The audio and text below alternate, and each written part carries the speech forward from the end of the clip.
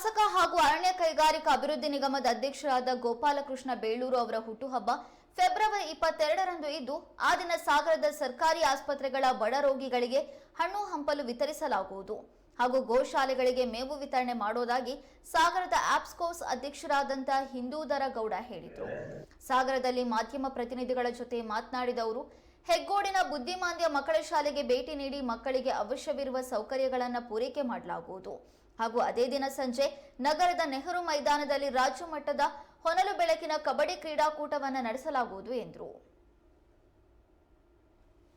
ನಮ್ಮ ಜವಾಬ್ದಾರಿ ಜಾಸ್ತಿ ಆಗುತ್ತೆ. ಯಾಕಂದ್ರೆ ಕಳೆದ ಹಲವಾರು ವರ್ಷಗಳಿಂದ ಹುಡುಗರನ್ನ ಅಭಿಮಾನಿ ಬಳಗ ಆಚರಣೆ ಮಾಡ್ತಾರೆ. ಈ ಸಾರಿ ನಾವು ಕಾಂಗ್ರೆಸ್ ಪಾರ್ಟಿಯನ್ನು ಸಹ ಸೇರ್ಕೊಂಡ್ಬಿಟ್ಟು ಅವರ ಹುಡುಗರನ್ನ ಸಿಂಪಲ್ ಆಚರಣೆ ಮಾಡ್ತೀವಿ. ಯಾಕಂದ್ರೆ ಈ ಸಂಬಂಧಪಟ್ಟಾಗ ನಾವು ಒಂದು ಪೂರ್ವಭಾವಿ ಸಭೆಯನ್ನು ಮಾಡಿದ್ದೀವಿ. ಮಾನ್ಯ ಶಾಸಕರು ಏನಾದ್ರು ಅಂದರೆ ಈಗ ಒಂದು ಸೆಷನ್ ನಡೀತಾ ಇದೆ ಮತ್ತು ರಾಜ್ಯದಲ್ಲಿ ಬರ ಇರೋದ್ರಿಂದ ಹುಟ್ಟುಹಬ್ಬ ಅನ್ನೋದು ಈ ಸರಿ ಬೇಡ ಅನ್ನೋದು ಅಭಿಪ್ರಾಯ ಅವ್ರು ತಿಳಿಸಿದ್ರು. ಆದರೆ ನಾವು ವರ್ಷಾನುಗಟ್ಟಲೆಯಿಂದ ಅವರ ಅಭಿಮಾನಿ ಬಳಗ ಮಾಡ್ಕೊಂಡು ಬರ್ತಿದ್ದರಿಂದ ನಾವು ಒಂದು ಸಾಂಕೇತಿಕವಾಗಿ ಈ ಸರಿ ಮಾಡಲೇಬೇಕು ಅಂತ ಒತ್ತಾಯ ಮಾಡಿದ್ದು ಸಹ ಒಪ್ಪೆ ಕೊಟ್ಟಾರೆ. ಮೂರೊಬ್ಬರು ಈ ಹುಟ್ಟುಹಬ್ಬ ಅಂದ ತಕ್ಷಣ ಒಂದೇ ದಿನಕ್ಕೆ ನಮ್ಮ ಜವಾಬ್ದಾರಿ ಮುಗಿಯಲ್ಲ.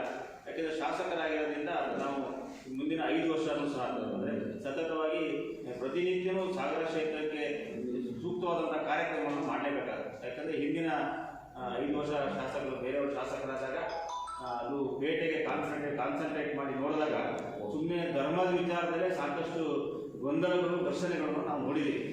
ಎಸಿ ಆಫೀಸರ್ಗಳೇ ಇರ್ಬೋದು ಅಥವಾ ನಗರಸಭೆಗಳೇ ಇರ್ಬೋದು.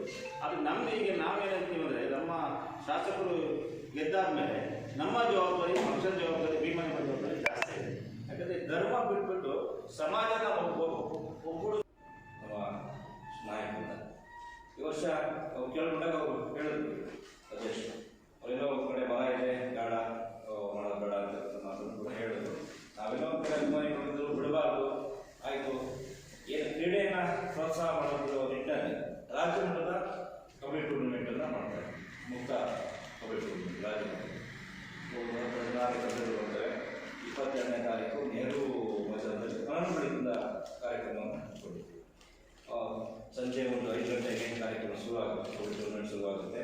ಅದೇ ದಿನ ಸಂಜೆ ಫುಡ್ ಫೆಸ್ಟಿವಲ್ ಕೂಡ ಅಲ್ಲೇ ಮಾಡ್ತಾರೆ. ಆಹಾರ ಮೇಳ ವೆಜ್ ಇರುತ್ತೆ, ಆಹಾರ ಮೇಳ ಕೂಡ ಮಾಡ್ತಾ ಇದ್ದೀವಿ. ದಯಮಾಡಿ ಮಧ್ಯ ಮಿತ್ರರಿಂದ ಪ್ರೋತ್ಸಾಹ ಬೇಕು ಮತ್ತು ಮನೆ ಕಾಣುತ್ತೆ ಮತ್ತು ಜೊತೆಗೆ ಕಾಂಗ್ರೆಸ್ ಕಾರ್ಯಕ್ರಮ